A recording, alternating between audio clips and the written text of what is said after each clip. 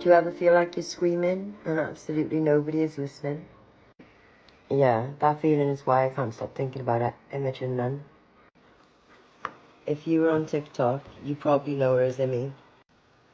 She was amazing. She was funny, vibrant, and a powerful voice for the deaf community. She was so open about her mental health struggles, and she made so many of us feel less alone. But the thing that's really sitting with me, the thing that's just awful, is that on the day she died, she did everything right. Everything. She knew she was in crisis, and she told her psychologist she could not keep herself safe. And she agreed to be admitted for help. That's a huge step. Massive. So brave. The system's response. She was told to call 111. And I'm not here to bash individual call handlers, but we have to be honest. Is a general one-size-fits-all really doing it? Is that really the safety net for someone in a complex mental health crisis? And especially someone who is deaf and faced communication barriers her entire life. The inquest into her death found that the care she received just wasn't enough. It's devastating.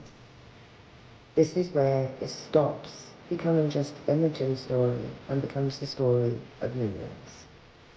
We hear the government promise billions for mental health, and that sounds great, right? But is it actually changing anything on the ground?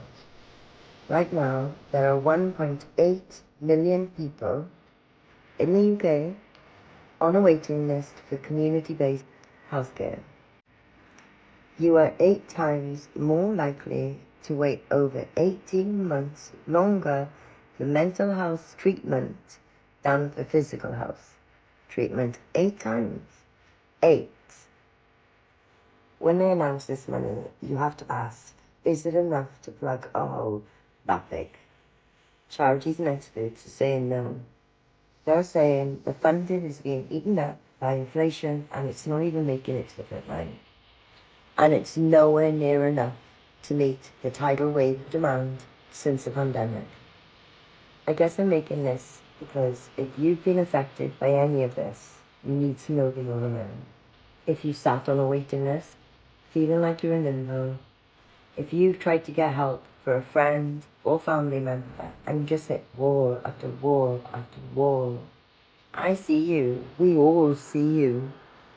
Imogen's story cannot just be another tragic headline that we just scroll past. It has to be the line in the sand. A moment where we all say, this isn't good enough. Please, keep talking, keep sharing your stories, and keep demanding answers. And demanding better. Because we deserve a system that listens. We need to be fighting like our lives depend on it, because if Imi's story is anything to go by, it actually does.